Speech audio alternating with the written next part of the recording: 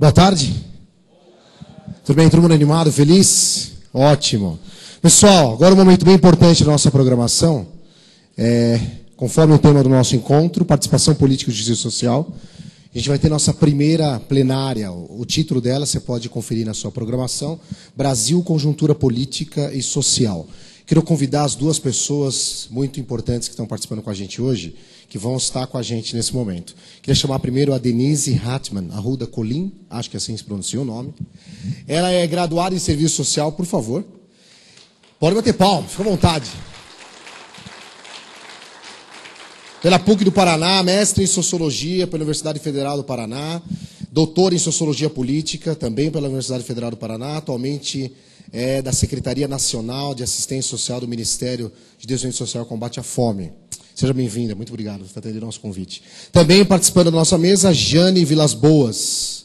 Por favor, Jane. Muito obrigado. Senta aqui do meu lado, aqui, ó, Jane.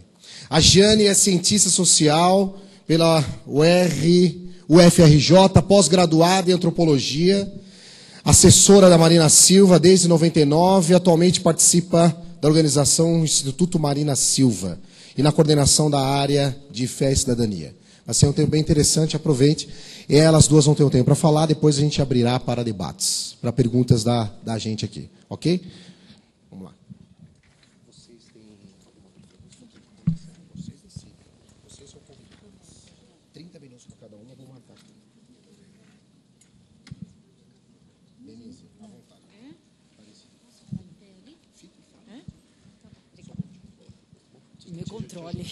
Me controle, porque o negócio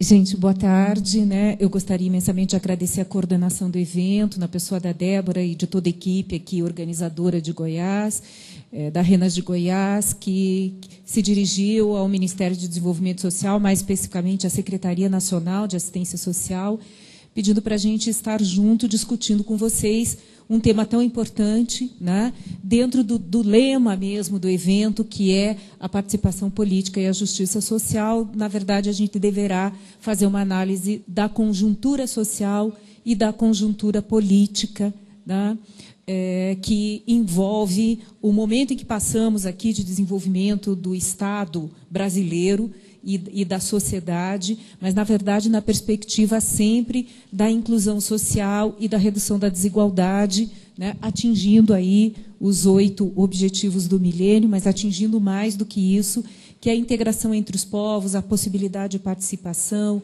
de desenvolvimento de protagonismo. Então, para a Secretaria Nacional, isso é fundamental, né, nós estabelecermos cada vez mais uma rede integrada, articulada, com várias áreas de intervenção neste meio de políticas sociais, mas não só, né? Então, nós não poderíamos deixar de estar presentes, já estivemos em outros momentos, como já foi mencionado, né, em outros estados, e necessariamente é de fundamental importância estarmos aqui. Vocês também têm representação no Conselho Nacional de Assistência Social, que delibera esta política pública, né? Estávamos lá hoje de manhã, e o representante pastor Saidel, que é o representante da Renas lá, também se fazendo presente, e isso para a gente é de extrema significância, né?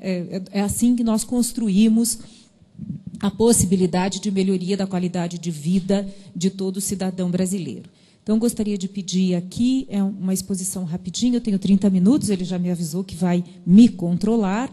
Eu quero pedir licença para falar em pé, porque eu acho que a gente fica mais próximo, é mais gostoso de trocar, né? Não é uma exposição, é uma constatação de inúmeros fatos no nosso país e uma identificação das nossas possibilidades, então, de alteração desse dado de realidade. Se for possível, Betão, réplica, né? Obrigada.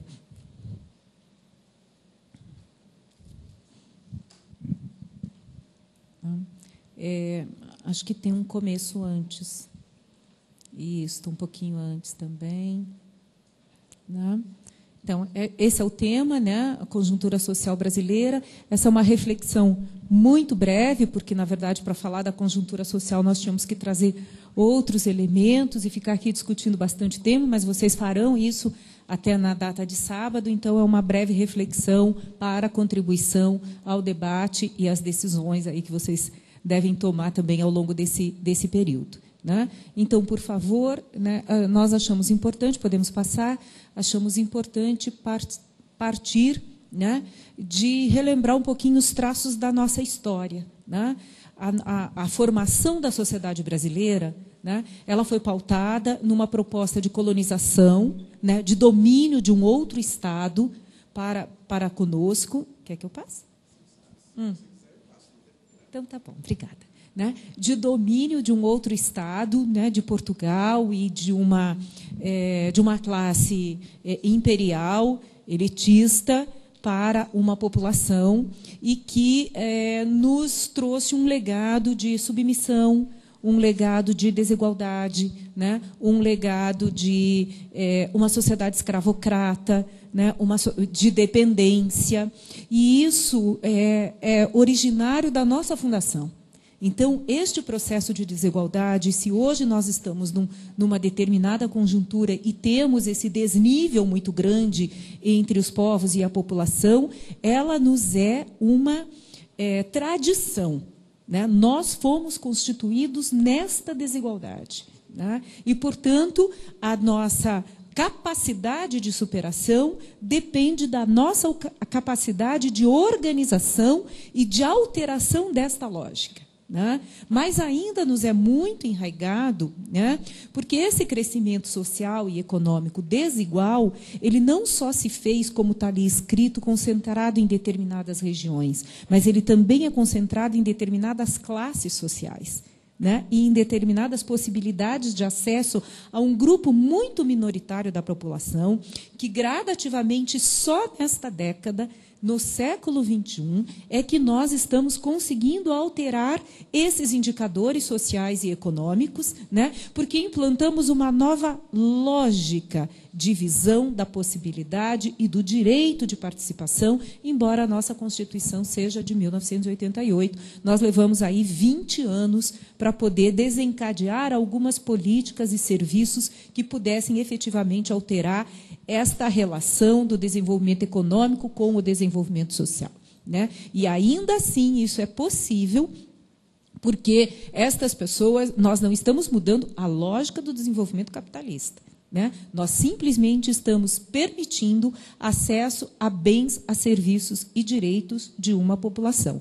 Ainda temos que pensar, né, no formato, depois deste acesso, no formato de participação efetiva dessa população nas decisões políticas, inclusive, do nosso país. Né? E aí a importância dos conselhos e desses espaços e todas as instituições que vocês atuam, né, efetivamente podendo potencializar esse processo de participação da maioria da população. Né? Também uma cultura política muito conservadora, né? Uma política patrimonialista que fazia uma apropriação dos atores e dos gestores públicos, né, em relação à propriedade privada, uma mistura enorme entre o público e o privado, e ainda hoje, né, todo mundo ouviu o noticiário, a queda do ministro do Turismo, que indica por quê? Porque acabou se apropriando de bens públicos para usufruto próprio e pessoal. Isso também nos é cultural.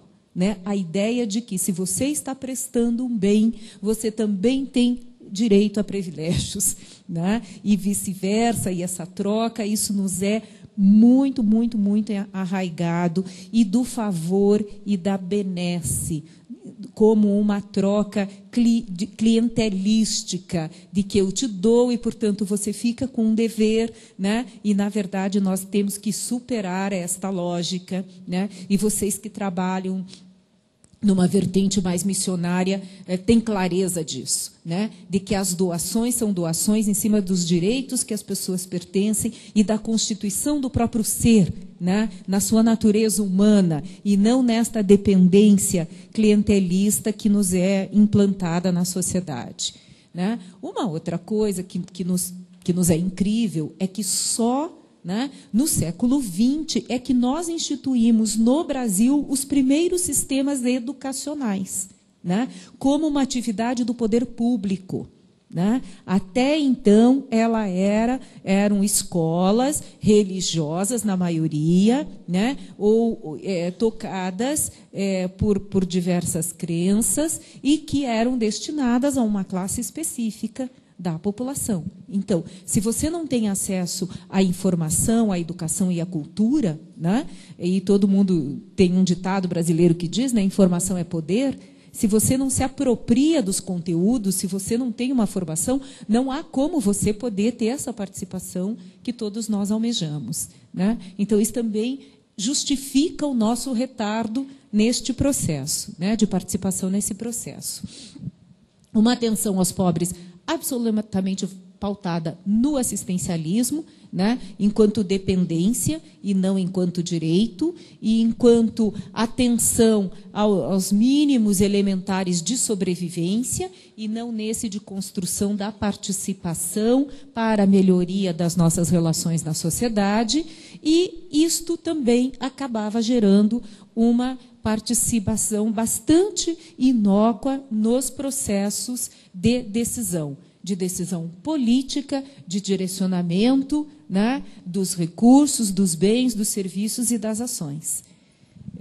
Por favor. Então, com base nesses traços históricos, né, nós fomos também constituindo uma cultura própria, né, e que é uma cultura de um povo que luta, de um povo aguerrido, vocês todos mencionaram isso o tempo todo, né, mas também de um povo pacífico. E os nossos famosos sociólogos e antropólogos sempre nos disseram isso com muita propriedade, né? Sérgio Buarque de Holanda, Caio Prado Júnior e daí tantos outros, né, fizeram esta leitura de que a sociedade brasileira, o povo brasileiro, né, tem um potencial enorme, mas tem um potencial abafado. Né? E que esta capacidade de desenvolvimento das suas potencialidades seria, então, atribuição de todos nós. Né? O auxílio no desenvolvimento desta capacidade seria uma atribuição de todos nós. Né? Também aqui a gente tem um preconceito, né? E um distanciamento muito grande em relação... E aí a desigualdade se vê bastante presente, nós vamos depois poder visualizar isso com os dados, né? Também temos um distanciamento em relação a gênero, né? O maior nível de pobreza está entre as mulheres, né? Entre negros e entre crianças e adolescentes e idosos. Então, população mais vulnerável, né, e população que não teve, desde o princípio, o seu processo de inserção na sociedade e no desenvolvimento. Né? Nós tivemos uma notícia muito triste de uma professora famosa e reconhecida do curso de Serviço Social da PUC de São Paulo, Nadir Kifuri, que acolheu, que faleceu ontem, aos 96 anos de idade, e que foi uma professora bastante aguerrida. Ela acolheu na PUC todos os intelectuais que foram perseguidos na ditadura, depois ela os acolheu, né, e possibilitou o repasse dos seus conhecimentos para a população, tentando constituir, né, um grupo pensante diferenciado e que enfrentasse esse problema da ditadura no Brasil. Mas, na verdade, ela sempre colocava a seguinte questão, né?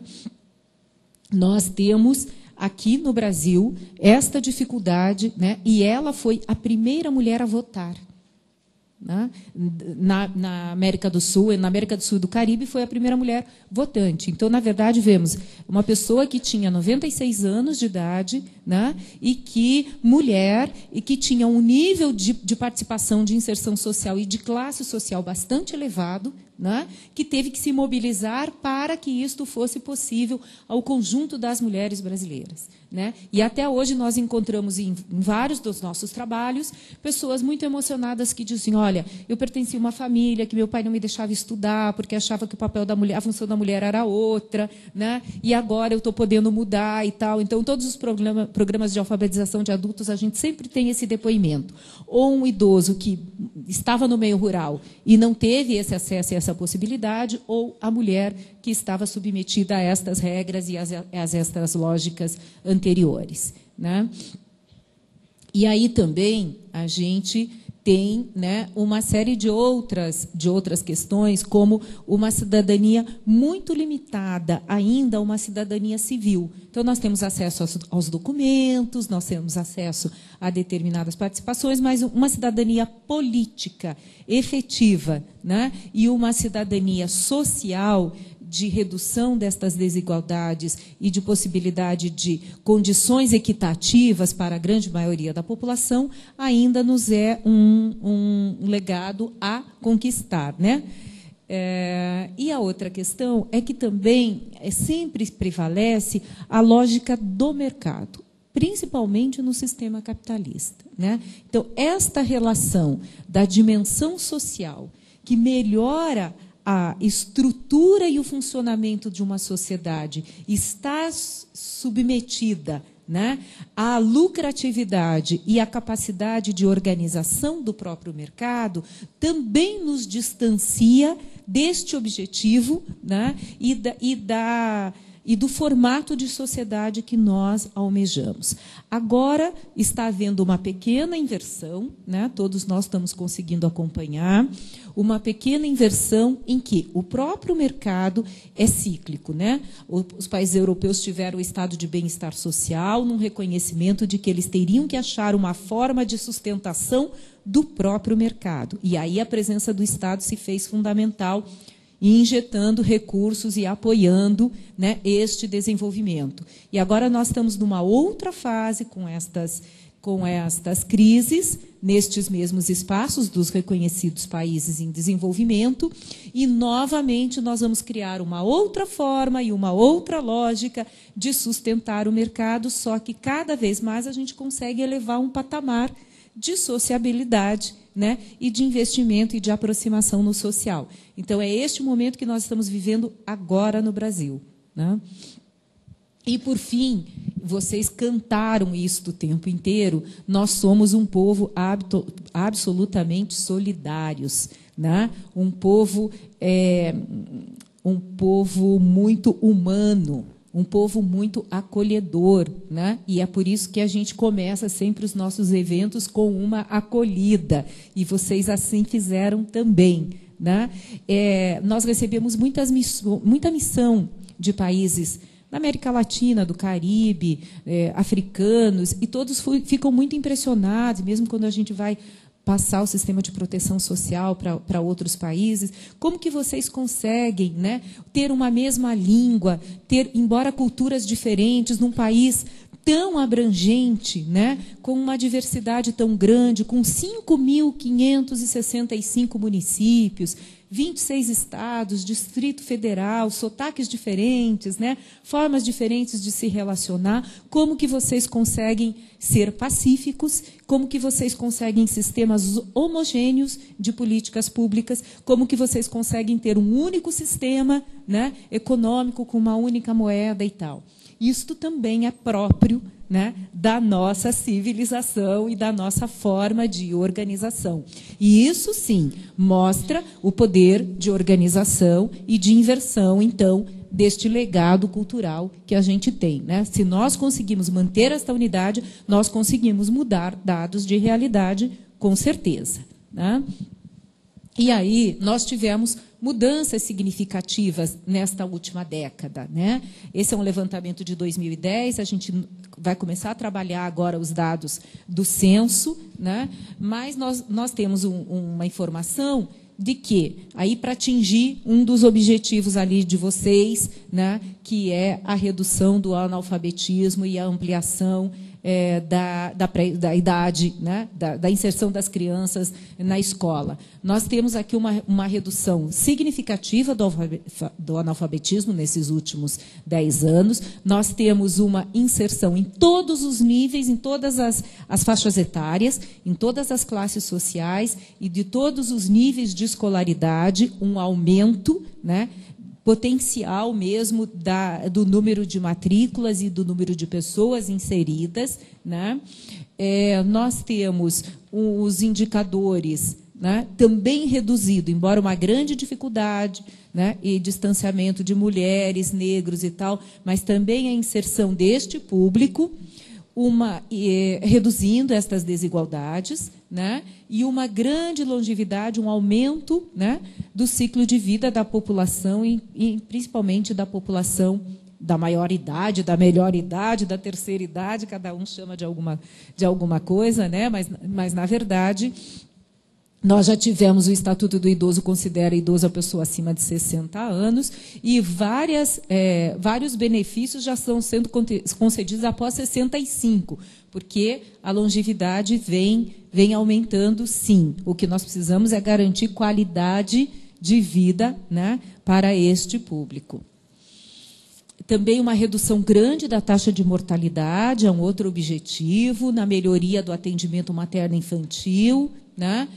Um crescimento daí da frequência escolar, que passou de 23% para 38% de 0 a 5 anos, uma determinação que até 2016 todas as crianças acima de 4 anos de idade estejam matriculadas e frequentando a escola, né, e todos os estados e municípios se organizando para isso, fazendo um planejamento, estabelecendo termo de ajuste de compromisso com o Ministério Público, por favor.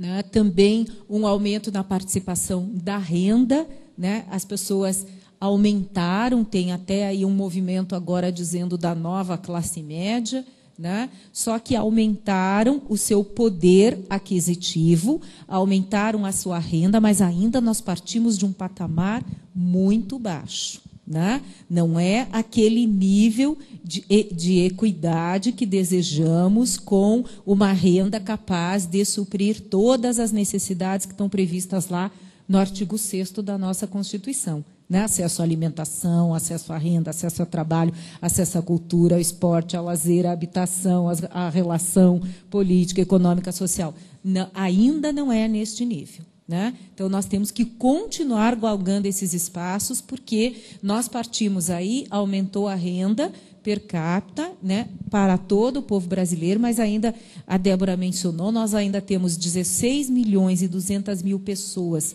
que têm uma renda de até R$70. Depois nós temos mais um grande número de pessoas, né, que têm uma renda até 140, depois até meio salário mínimo, né, e isto significa uma necessidade de elevação, né, destas condições, sem sombra de dúvida. Né. O que a gente teve importante foi também a redução entre a escala que mede os mais ricos e os mais pobres. Né? Esta escala ela chama índice de Gini, e ele está diminuindo. Então, a proporção de vezes em que os mais ricos ganham em relação aos mais pobres, e os mais ricos não estão baixando o seu poder aquisitivo, que isso que é importante, porque senão também podia dizer, não, nós estamos achatando esta diferença. Né? Os mais pobres estão elevando e os mais ricos estão se mantendo, mas a diferença é menor. Ainda assim, é uma diferença enorme, de 17 vezes mais. Em qualquer outro país desenvolvido, se nós formos, a diferença entre o presidente de uma empresa do Japão e o faxineiro, né, ela chega aí a 7 vezes, no máximo 10 vezes. Né? Nós aqui ainda temos uma diferença de 17 vezes, mas ela era de 30. Né? Então, a gente baixou pela metade e tem que baixar mais ainda. Né? E não encolhendo o acesso, mas aumentando o patamar. Então, o que a gente quer dizer na anterior, por favor, é que ainda nós temos, né, uma realidade muito desigual. Né? Dos 16.200.000 pessoas nesta condição de até R$70, a grande concentração, vocês podem ver, é no Nordeste, com 9.600.000. No Norte, em seguida, porque em proporção ao número total da população, né, a região Norte, tem vários estados aqui que se apresentaram, sabe que a concentração populacional lá é menor, então tem 2 milhões de pessoas, 2.600.000 pessoas lá. Né? Depois vem a região Sudeste, né, a região Sul e a região Centro-Oeste. Então, nós temos ainda muitas desigualdades, e vocês vão ver na próxima lâmina, aí, dividido entre urbano e rural, é um outro susto que a gente leva. Né? Porque, em número proporcional de pessoas, a região urbana é mais pobre. E aí há concentrações nas grandes cidades, conurbadas e tal. mas em número absoluto é no meio rural. E no meio rural, de cada 4 pessoas que vivem no campo, uma está nesta situação. Né? Então, a gente está vendo aí a grande concentração no Nordeste, da extrema pobreza no campo. 50% tem até 19 anos de idade. Né? Então, uma juventude bastante comprometida, se nós não mudarmos rapidamente essa realidade. Né? 39%, quase 40%, tem até 14 anos. E significa que de cada 10, 4 pessoas, né? 4 crianças, né? Estão expostas a essa pobreza extrema. Por favor. Né? E nestes casos, eles não têm ligação de esgoto, né? Não têm acesso à água, 70% são negros ou pardos e 25% são analfabetos acima de 15 anos. Então, como o analfabetismo está reduzindo na faixa etária menor, ainda temos as pessoas idosas, adultas, com elevação nesse sentido, o que comprova, de novo, a nossa vulnerabilidade para criança, adolescente, idoso, pessoa com deficiência, população do meio rural, né? E essas desigualdades da mulher, que são essas desigualdades históricas que a gente já comentou. Tá? Então, nós temos aqui um desafio, né? A população idosa está aumentando, a gente tem um número grande de pessoas já acima de 70 anos, né? A situação educacional ela é mais favorável, mas ainda na região norte e nordeste, o descompasso entre a idade e a série escolar é muito alto.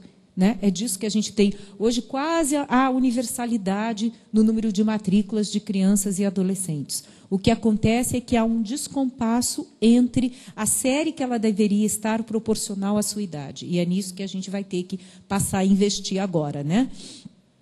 E o analfabetismo ainda concentrado nos idosos, né?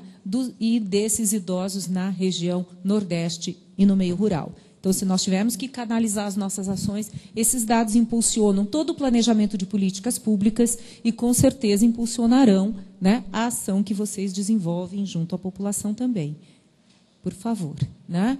Então, os estudos recentes demonstram, à esquerda, a gente tem um mapa, e o mais vermelho é a pior situação, né, de acesso à renda, e da metade do Brasil para baixo, né, já são melhores condições de acesso à renda. Então, uma insuficiência de renda concentrada numa parcela do país, né, e, ao mesmo tempo, uma carência de serviços públicos concentrada na mesma parcela do país. Então, se nós não invertermos esses dados, nós não temos possibilidade de ter esta melhoria desejada.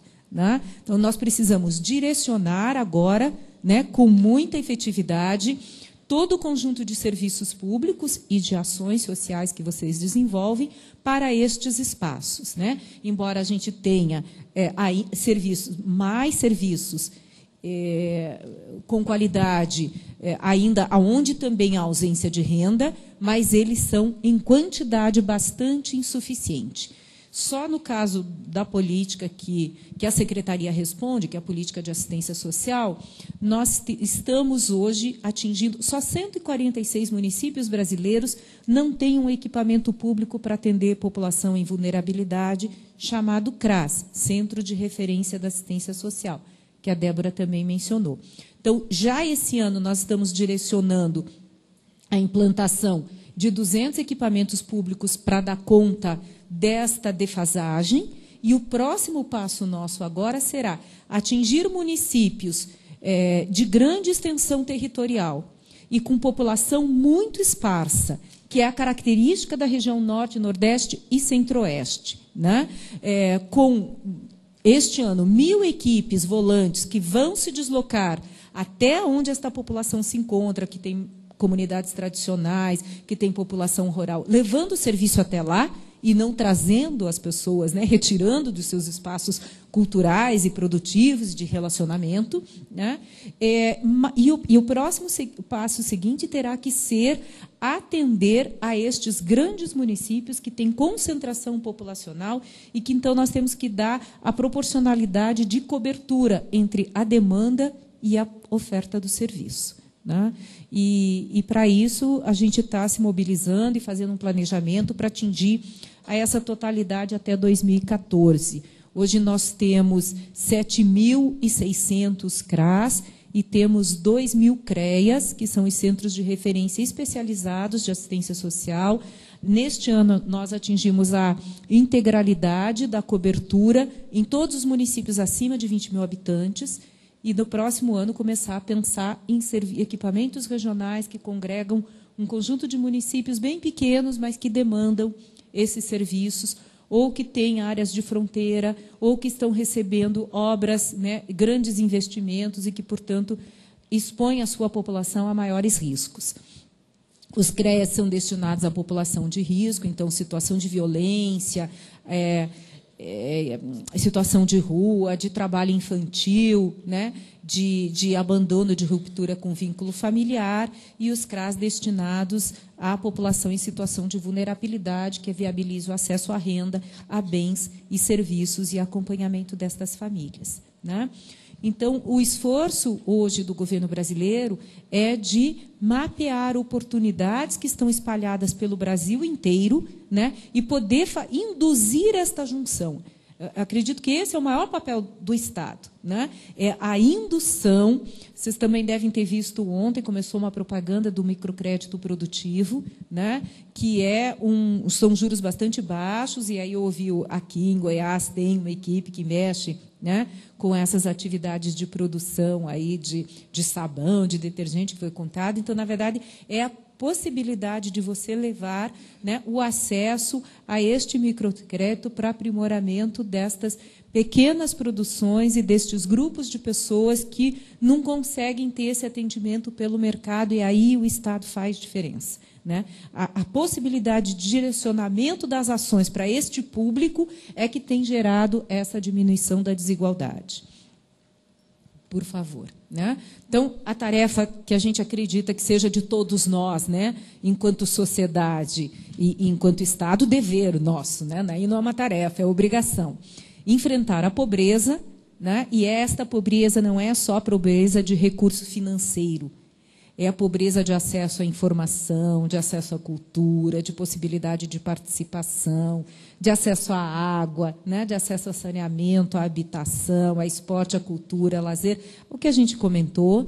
Erradicar a miséria, que é um desafio, né, que a nossa presidente nos impôs, que até 2014, porque é absolutamente inaceitável termos pessoas sobrevivendo com menos de R$70 por mês, né, para suprimento das suas necessidades e da sua família.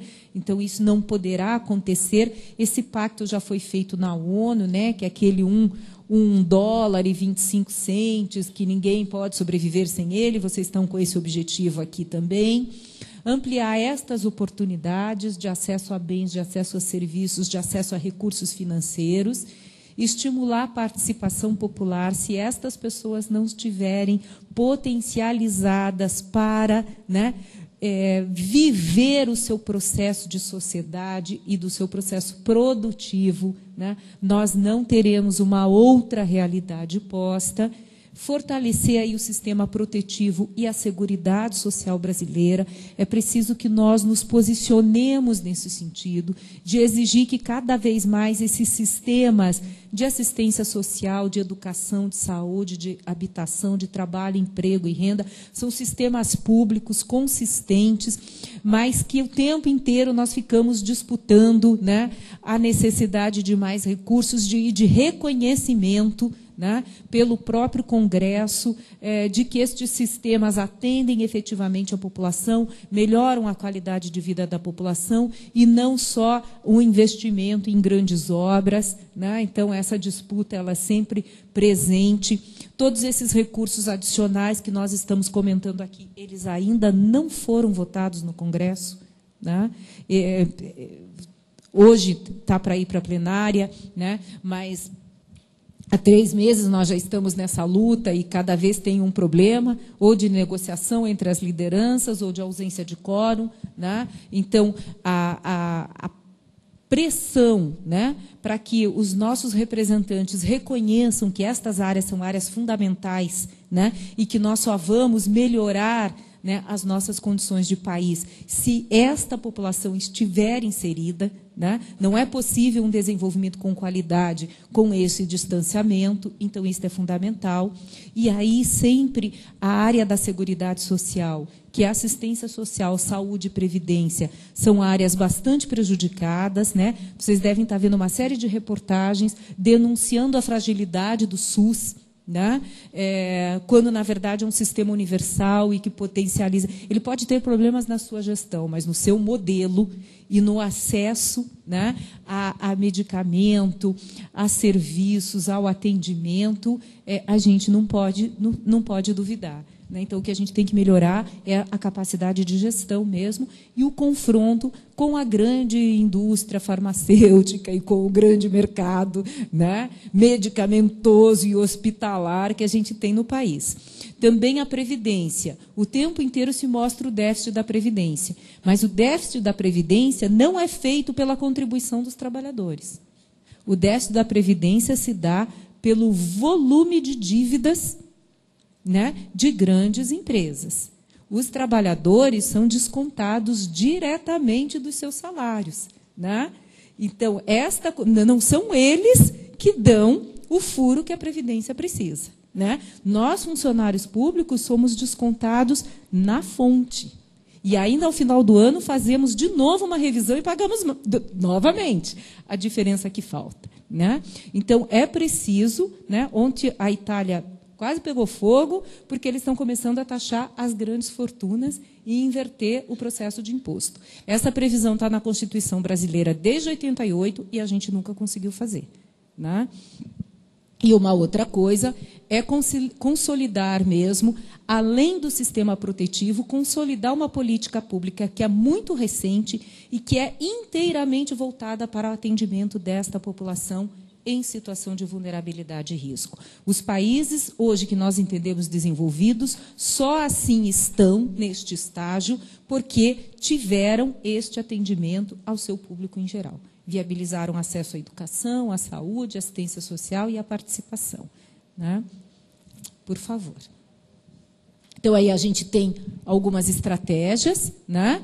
Consolidar esses sistemas públicos, em especial da assistência social, incentivar a formação de rede nacional de busca ativa, que é o que vocês fazem, né, exatamente dentro do trabalho de vocês, que é a busca destas pessoas para acesso, não só para acesso à renda, para acesso a bens, para acesso a serviços, para acesso à participação, né? E aí está na essência do trabalho de vocês em rede. As articulações intersetoriais entre as diversas áreas de políticas públicas, né?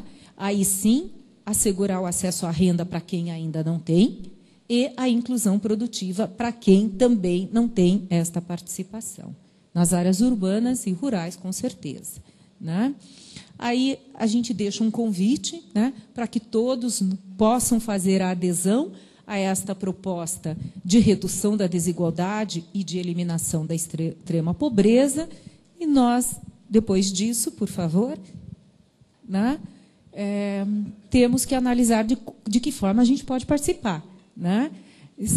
Uma delas é buscando mesmo esse acesso a esta rede nacional em que todas as ações desenvolvidas podem ter um contato direto com gestores municipais de assistência social e estes gestores, então, vão até, ao vocês tomarem conhecimento de pessoas nessas situações, esses gestores organizam as suas equipes técnicas, vão até estas pessoas, fazem o cadastramento, fazem um levantamento diagnóstico, um estudo do perfil, identificam para quais políticas deve fazer os encaminhamentos respectivos, um acompanhamento bastante sistemático dos CRAS e dos CREAS e um encaminhamento para as outras áreas de políticas setoriais e para acesso a microcrédito e para acesso à inclusão produtiva, né? Uma outra coisa é a articulação com a sociedade civil, né? Não é possível só o governo se envolver nesta atribuição, porque ela não é fruto só de um investimento financeiro, como a gente já comentou desde o princípio. Ela é fruto de uma cultura. Ela é fruto de superar preconceitos. Ela é fruto de reconhecer a potencialidade destas pessoas, né? De viabilizar a participação. Então, aí, a sociedade civil e a missão que vocês, por estarem, né, num processo missionário evangélico, têm, é fundamental. Né? Não é possível a gente mudar isto se não mudarmos a forma de reconhecer estas pessoas e a forma de organizar a nossa sociedade e as nossas relações. Né? Uma terceira questão é exatamente, né, ao mesmo tempo em que nós buscaremos esta participação, a gente também tem que garantir um controle social. Que a sociedade ela não entra só como apoio, ela entra também como fiscalização, ela entra também como monitoramento, ela entra também apontando as demandas, ela entra impulsionando e cobrando do poder público o direcionamento das suas respectivas políticas. Né? E é nesse sentido que a gente gostaria muito de definir esta parceria com a RENAS e com todas as outras redes existentes. Né? E aí, nesse sentido, né, a gente gostaria de trazer uma frase do Nelson Mandela, que eu acho que deve nos impulsionar o tempo todo, né, para termos como referência. Que ainda há gente que não sabe que, quando se levanta, de onde virá a próxima refeição. E há crianças com fome que choram. Né? Nós não podemos deixar de nos tornar, né, com uma grande indignação de termos, num país que é considerado o celeiro do mundo, num alto nível de participação de exportação de alimentos, de beneficiamento destes bens, de tecnologias, né, de informação e de outras áreas, admitir que ainda tenhamos esta situação no país. Né? Então, é nessa perspectiva e com esse convite e com a disponibilização do Ministério como um todo, mas, em especial, da Secretaria Nacional de Assistência Social, que a gente compôs aqui essa mesa com vocês hoje, né, e pretende enfrentar estas disparidades e estas desigualdades, para atingir o lema que vocês trazem, participação política e justiça social. Eu gostaria de agradecer e me colocar à disposição. Muito obrigada.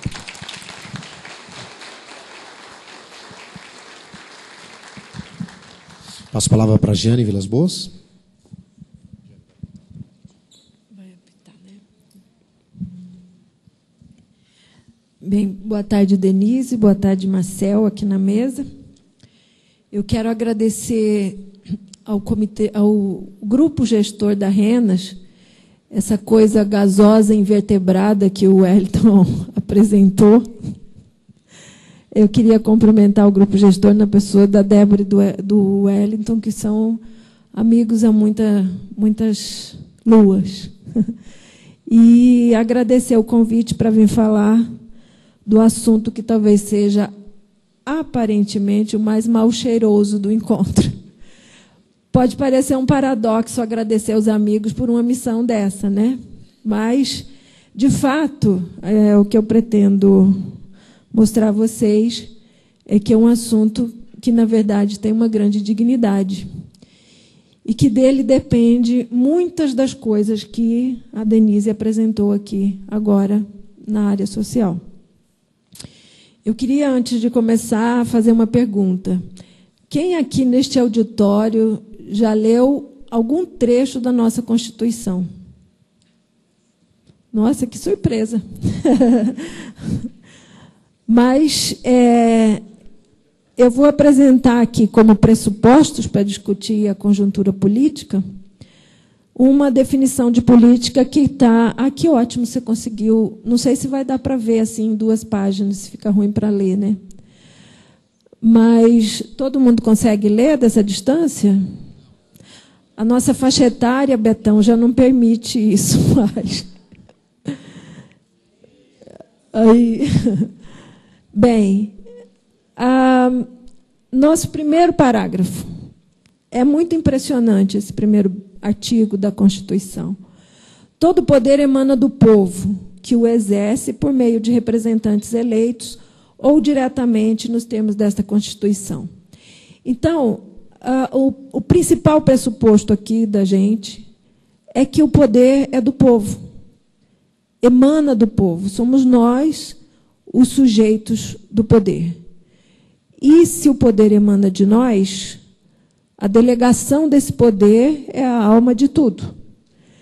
E nós podemos exercer esse poder através de representantes, como a gente faz, mas a partir de um ato direto, que é o voto, plebiscito, referendo, iniciativa popular, direito de petição administrativa, ação popular, mandato de injunção, denúncia direta ao Tribunal de Contas da União, fiscalização popular das contas públicas. E ainda tem algumas outras formas que estão previstas em artigos da Constituição. A maioria da população nem conhece esses mecanismos de exercício direto do poder. Então, nós somos sujeito de direito e, no geral, a população que é o detentor desse direito é extremamente alienada da sua condição de sujeito político. E como eu estou aqui falando para cidadãos que têm dupla cidadania, nós aqui somos cidadão da terra e do céu, e às vezes a gente não conhece muito a nossa Constituição da terra e lê mal a nossa Bíblia, a gente precisa de uma escolha aqui de um versículo que, para mim, é a base da cidadania do céu na terra. Em Romanos 12, 2, então, tem ali uma fala do Paulo, nosso apóstolo tardio. Não se amoldem ao padrão desse mundo, mas transformem-se pela renovação da sua mente, para que sejam capazes de experimentar e comprovar a boa, agradável e perfeita vontade de Deus. Não se amolde a um padrão desse mundo. E muitas vezes a gente nem sequer tem consciência do padrão do mundo e nem nos percebemos sendo amoldados por esse padrão do mundo. Ou então a gente se aliena no padrão do mundo e nós ficamos mutilados no privilégio de ter dupla cidadania. A gente escolhe uma delas. Aparentemente a mais confortável, que às vezes é nos recolher no trabalho antropocêntrico de cuidar das almas. E o resto, bem, Deus cuida, né? Acontece que a nossa fé, no seu antropocentrismo, precisa de tomar uma nova consciência dessa cidadania do céu. Não só se desfocar do indivíduo e da sua relação espiritual, como perceber que nós estamos dentro de um sistema absolutamente inteligente, onde tudo está relacionado. E isso não é panteísmo. Há vários versículos na palavra de Deus que mostram que há uma relação de Deus com toda a sua criação. E na ciência nós chamamos isso de ecossistemas. Ou seja, todas as formas de vida interagem e se relacionam de alguma forma, ou na prestação de serviço, ou na mordomia, que no caso a espécie que a quem foi dada a razão ficou responsabilizada de criar. A nossa cidadania, portanto, é mais ampla, mais extensa do que os que não têm fé, mas muitas vezes os que não têm fé têm uma atitude muito mais respeitosa para com a criação do que nós, que somos cidadãos de dupla cidadania. Esses dois pressupostos aí para a gente pensar a política hoje à tarde, eles são acompanhados, então, de uma conjuntura que nós temos aqui hoje no planeta. Que, aliás, no livro de Salmos, no Salmo 115, diz que os céus Deus habita, mas a terra Ele deu aos homens para morar. E no 2,15 de Gênesis diz que era para lavrar e cuidar. Então, nós temos um mandato para cuidar desse planeta. E como é que ele está hoje? Nós estamos, com certeza, vivendo no mundo uma crise de valores. E essa crise de valores desorganiza absolutamente todos os ecossistemas e todas as formas de relacionamento que nós podemos ter com a vida e com o planeta, com as pessoas entre si e com esse exercício do poder, né? Hoje, no mundo, nós temos, desde 2008, nós vivemos aqui uma crise do sistema financeiro, que é talvez a parte mais sofisticada e complexa da construção econômica que a cultura humana desenvolveu na nossa civilização. Essa crise consumiu 32 trilhões de dólares, ou quase 55 trilhões de reais. É dinheiro inimaginável, né? Porque isso é da ordem das grandezas dos tesouros públicos, não cabe no nosso bolso, mas é muito dinheiro. E essa crise foi construída politicamente. Existe um filme que ganhou, um documentário que ganhou o Oscar de melhor filme documentário esse ano, que se chama Trabalho Interno. O roteirista, os realizadores, o entrevistador, conseguiu uma confissão de culpa dos grandes magnatas do sistema financeiro americano, sem que eles percebessem que ele estava fazendo isso.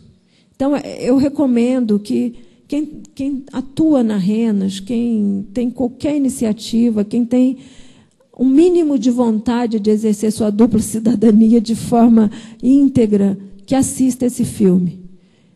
É assustador, é avassalador. Se chama, em português, Trabalho Interno. Bem, a partir desse filme é muito fácil, e eu não vou contar aqui para vocês não saberem o fim do filme, mas é muito fácil compreender a crise de valores no sistema financeiro.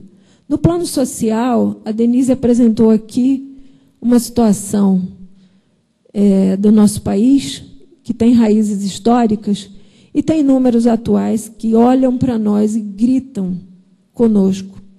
São 16 milhões e 658 mil pessoas que têm menos de um dólar por dia. 1,70, 1,80, talvez isso. 1,25. Não dá para comprar 1 litro de leite nem de saquinho. E um pão, né? Então, eu estou me sentindo muito bem almoçada aqui com o almoço que a gente teve. E quando a gente olha para esse número, você fica com culpa do prato que eu comi na hora do almoço. Mas essa crise social no mundo, ela, para a pobreza, ela sempre foi uma crise econômica. Sempre se diz que a crise econômica a gente tem quando o sistema econômico, os ricos, ficaram em crise. Mas nós temos no mundo hoje 2 bilhões de pessoas nessa situação. Para essas, a crise é constante, é aguda, é diária, é cotidiana. Só que não tem o status de crise, porque crise é quando chega lá no andar de cima. E nós temos uma outra crise que entra muito pouco na nossa agenda civilizacional. É uma crise que, quando as pessoas falam dela, tem gente que fala, ai, meu Deus, lá vem aqueles ecochatos. Mas é uma crise que ela é maior que todas essas outras. É maior que a crise econômica, é maior que a crise social. Por quê? Porque hoje, se nós não reduzirmos em 80% até 2050 as nossas emissões de gás carbônico, a Terra pode aumentar sua temperatura média em 2 graus, e aí nós viraremos dinossauros. Não por causa da idade deles, mas porque nós vamos desaparecer. Nós vamos ter o mesmo destino que tiveram os dinossauros. E essas emissões são feitas pelo sistema fabril, pelos nossos carros, pelo tipo de matriz energética de alguns países, que são altamente emissores, pela queimada das florestas. Cada vez que uma árvore é queimada, viu, Betão, por mais cascuda que ela seja, eu achei muito bonito essa mensagem, mas por mais cascuda que ela seja, ela libera o gás carbônico que ela reteve e que jogou no ar oxigênio. Nós somos uma espécie que precisa das plantas para respirar. E a gente acaba queimando as plantas. Então, essa crise ambiental pode nos extinguir. A gente pode entrar numa crise financeira e sair dela. Mais pobres, meio quebrados, né? Não pode mais dar aquela Ferrari no final do ano para a esposa de Natal e tal, mas pode sair. Agora, a crise social, a gente está convivendo com ela há muito tempo, até meio cauterizados. Talvez essa plateia aqui, com certeza que não, porque está lá olhando o rosto dos sofridos e cuidando. Mas tem gente que convive com essa informação. Muito bem, obrigada. Agora, a crise ambiental, a gente não pode conviver com ela, porque nós não estaremos vivos. Nós temos um desafio ético e tecnológico de resolver isso muito rapidamente, nos nossos sistemas produtivos, na nossa forma de capturar e produzir energia, na nossa forma de viver e consumir. Esse é um mundo que é a política que constrói. É claro que ela se estabelece através da economia, ela se estabelece através da tecnologia, mas as decisões da tecnologia, da economia, do sistema financeiro, da organização social, ela é feita na política. Saindo da situação do planeta, que essa, se nós nos lascarmos, todo mundo vai se lascar junto, nós temos um país na nossa gestão, já que nós somos o povo que detém o poder e do qual o poder emana.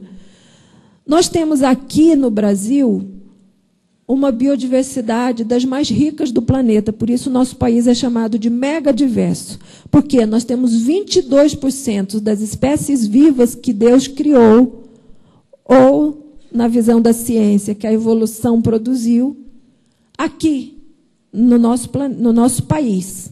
Nesse país continental, com 27 estados, com as pessoas que estão aqui, cada uma com um tipo, né?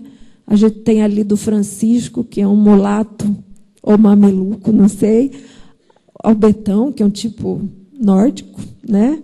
O outro Betão aqui, tamanho ampliado, meio goiano, enfim.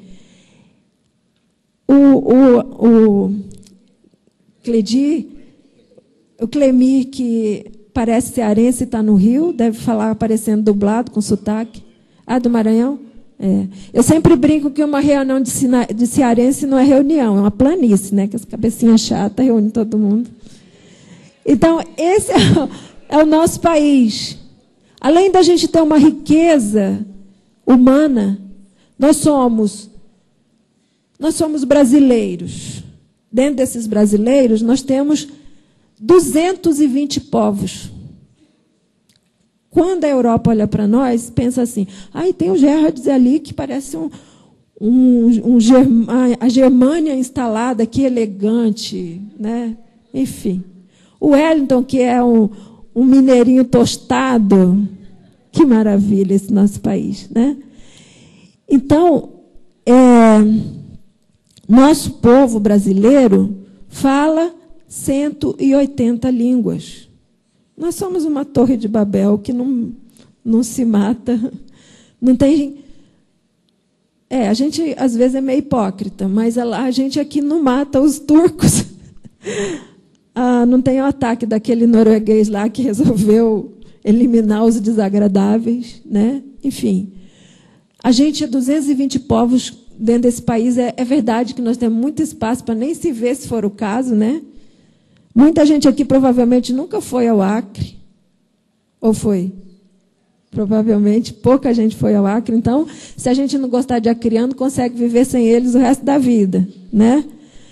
Mas, mesmo assim, apesar de, às vezes, ter coisas como aquela moça que, coitada, na internet mandou expurgar os nordestinos de São Paulo e levou um tranco sem tamanho, acho que ela nunca mais vai fazer essa gracinha. Então, nós somos essa riqueza. Nós temos, então, 22% da biodiversidade e temos um povo dessa dimensão. A sociodiversidade também é muito rica. E o nosso país ainda tem 11% da água doce do planeta. O planeta só tem 0,3% de água potável. O resto tudo é água salgada. Desse montante, 11% está no Brasil. E desse montante de 11%, 60% está na Amazônia. E a Amazônia produz essa água com a sua floresta. A gestão desses bens todos, né, nós temos esse bioma, que é a maior floresta tropical do planeta, e nós temos a maior área alagada interior ao continente, que é o Pantanal. 60% dele está no Brasil, o resto está na Bolívia e Paraguai. Então, nós somos os gestores disso. E gestão através do nosso poder político. Como que está, então, a nossa sociedade? Os nossos valores, hoje, como sociedade, tem um texto do professor Renato Giannini, que é muito interessante. Ele diz que hoje a nossa sociedade está migrando do ideal coletivo que alimentou as tendências políticas do século passado e do século anterior, até a Revolução Francesa, as tendências de ideal coletivo, de valores coletivos, para a gestão orientada pelo desejo individual. Então, a gente está trocando o ideal pelo desejo. O desejo com aquele sentido de satisfação das necessidades, das vontades e tal, cada vez mais individualizadas. E isso está sendo espertamente percebido pelos agentes de promoção do consumo, e a gente tem tecnologias da individuação cada vez mais potentes para nos afastar cada vez mais do ideal coletivo para o desejo individual. Então, a gente tem lá, eu lembro uma coisa que já está peça de museu, mas eu fiquei muito impressionada quando surgiu o primeiro Walkman, né? Que a gente podia pegar a nossa musiquinha, enfiar os headphones na orelha e caminhar. Uma ação extremamente individual. Então, era a tecnologia dando prazer na atividade individual. Aí, depois vem celular, esse notebook, que é o meu escritório portátil, né? Com um chupa-cabra que eu vou para tudo que é canto no mundo, continua conectada, né? Os carros pequenos. Esses dias eu quase bati num smartzinho, porque ele estava atrás de uma caminhonete, eu vi uma vaga, com pressa, né? E aí ali tinha um carrinho desse tamanho. A vaga estava ocupada, mas era um carrinho muito pequeno. Acho que cabe 2 pessoas esbeltas. Não pode... Não sei, se arrumasse uma companhia muito fortinha, já não ia dar conta dentro do carro. As moradias unimodulares, o mercado imobiliário já entendeu que tem que fazer ovinhos, né, bem japonês, e muito espaço para chamar a atenção, né? Sala de teatro, sala de cinema, sala de ginástica, loja, não sei o que, embaixo no prédio. E, em cima, um monte de pessoinha engavetada em lugares cada vez menores, né? Mas as pessoas se sentem bem, porque elas vivem sozinhas, estão cada vez mais individuais. Comida pronta no supermercado em porções cada vez menores também. Então, assim, a tecnologia da individuação no nosso mundo, na nossa cultura, cada vez mais estimulante para as ações que transferem a nossa ética, a nossa visão, o nosso idealismo do espaço do coletivo para o individual. No plano da política, nós temos passado das virtudes para os interesses. E essa migração é muito perigosa. Não porque interesse seja uma coisa negativa. Os interesses coletivos são respeitáveis. Mas quando esse interesse se transforma num lobby que oprime os outros e não dá espaço e nem direitos, nem reconhece direitos de outros grupos e outras segmentações e outras formas de participação. Então, na política, a virtude da visão... Só tenho 10 minutos, eu estou só começando, ainda estou nos pressupostos. Mas, então, é esse o pressuposto do olhar para a nossa política. E, por fim, a gente tem a política e a economia, e uma servindo a outra. E como é que é esse serviço?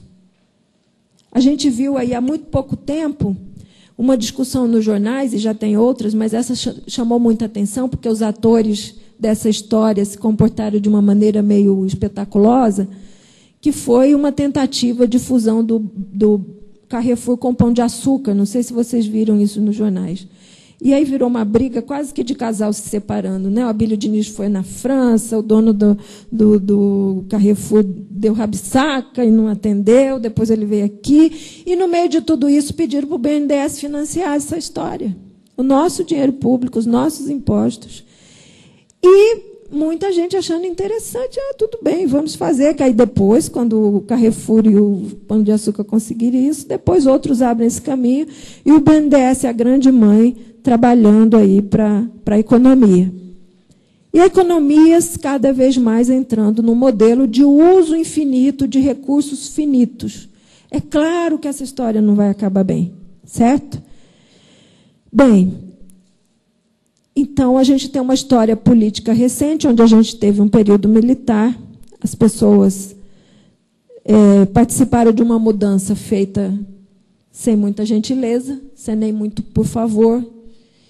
E aí, esses dias, inclusive, eu estava lendo um artigo do Paul Freston, que me deixou assim, muito impactada, porque, na pesquisa do Paul, ele descobriu que, quando o regime militar se instalou, a Igreja Católica saiu de perto do poder, porque sempre a Igreja tem um Vaticano, tem uma centralidade, tem um Papa, um sistema de poder, é uma multinacional, e peitava os governos dos países. Então, criticamente, ela se afastou.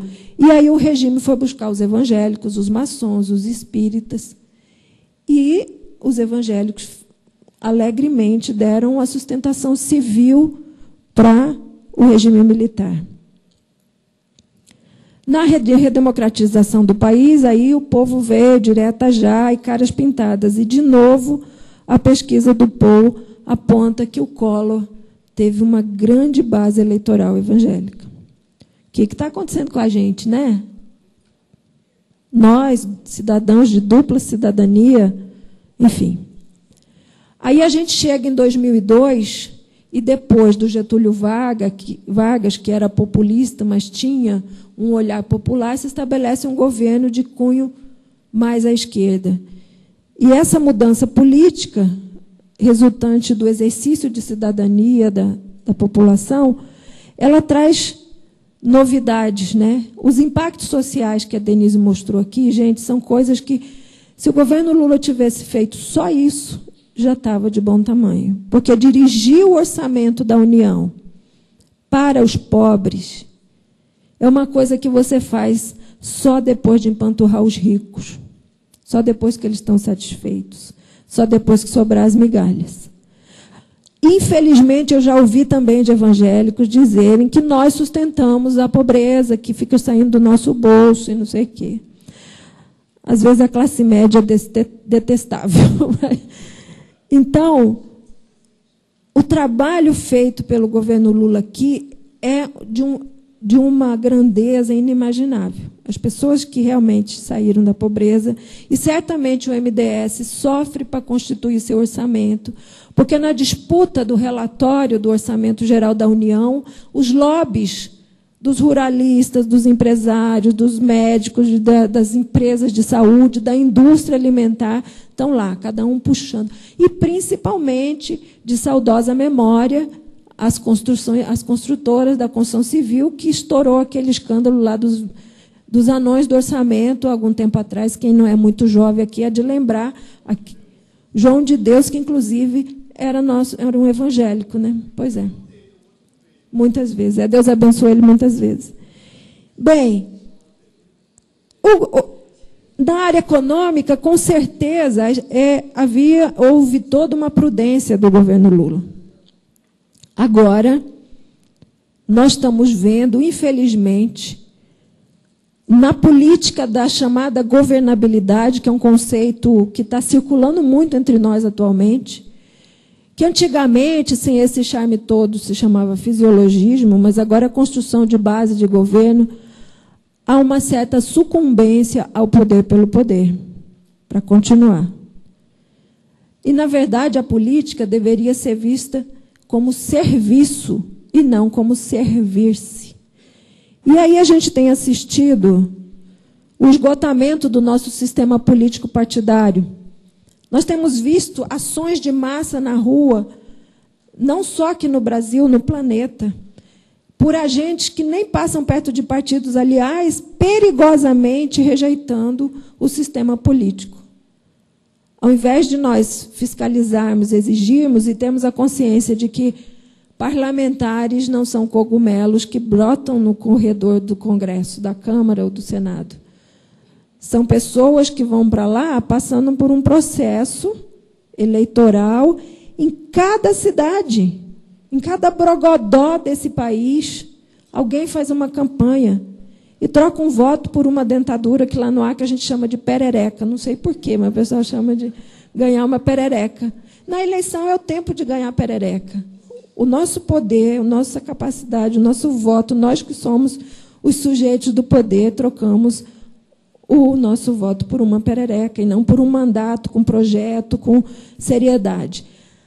E aí a gente vê que tem, de certa forma, na nossa cultura política, um pacto de irresponsabilidade, onde o eleito, uma vez eleito, diz beijinho, beijinho, tchau, tchau, todo mundo vira Xuxa, e os eleitores não lembram mais em quem eles votaram para saber o que o estrupício está fazendo lá no Senado, o que está fazendo na Câmara.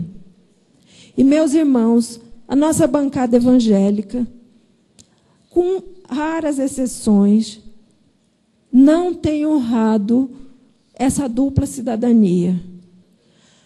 Todos, com uma ou duas exceções, votaram a favor de um Código Florestal ruralista que vai destruir a Amazônia, acabar com as encostas desse país e com os rios, porque as matas ciliares têm incomodado os produtores rurais.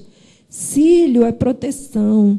Mata ciliar é para impedir que o rio assoreie e seque. E precisa de água. A Amazônia produz 60% daquela água potável, sabe como? Ela faz chover aqui. Grande parte das chuvas do Brasil, no centro-oeste, no sudeste e no sul, é produzida lá. Gente, não sou eu que estou falando isso, eu sou uma pobre de uma antropóloga. Quem fala isso é o Instituto Nacional de Pesquisas Espaciais, que tem uma pesquisa que se chama Rios Voadores, que na mecânica celeste enxerga que a Amazônia joga toneladas de água na atmosfera, toneladas. E é só aí que eu fui entender a Bíblia, quando diz que Deus separou as águas da terra das águas do céu. Nós temos rios voadores que são toneladas. Dá medo de pensar disso desabando tudo num canto só, mas a sabedoria de Deus permite que ela chova até o norte da Argentina. As águas que caem aqui são produzidas pela vegetação daqui, com certeza, mas também, em grande medida, os ventos do Mar Atlântico levam, bate nos Andes e vai cair aqui embaixo. E na hora que nós destruímos isso, como diz a senadora Cátia Abreu, para matar a fome com pneu de trator e enxada, eu quero ver de onde se ela vai aguar com um regador cada plantio que vai ter se a gente passar esse Código Florestal que está no Senado. E a nossa bancada evangélica fez a gentileza de votar a favor do código do senhor Aldo Rebelo, o deputado. Bem, eu tinha um monte de coisa para falar aqui, mas acho que eu vou deixar. Já recebi um apito aqui, ainda tem 2 minutos. Deixa eu só falar rapidinho aqui, que nós temos desafios da política, e eu vou colocar 3. Primeiro, nós criamos um universo paralelo lá no Senado, no Congresso, onde as coisas são discutidas descoladas da ética da representação. Quando eu voto em alguém, eu delego a ele o meu poder para ele decidir coisas em meu nome. E essa pessoa tem que ter a ética de, ao votar lá, me ouvir de alguma forma, criar formas no seu mandato de ouvir o seu eleitorado. Canais de participação. E hoje a tecnologia que nós temos permite a um deputado ouvir todos os seus eleitores, se ele quiser. Pois bem, essa representação virou uma ideia difusa, apagada, no baú da memória.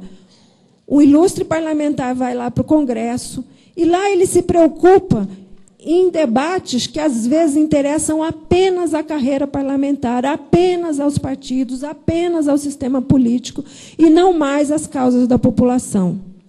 Então, eu acredito que, se a gente parar de acreditar nessa história de carochinha, de que eles brotam nos corredores, a gente vai ver que nós precisamos eleger pessoas que tenham projetos de interesse e que lutem por eles.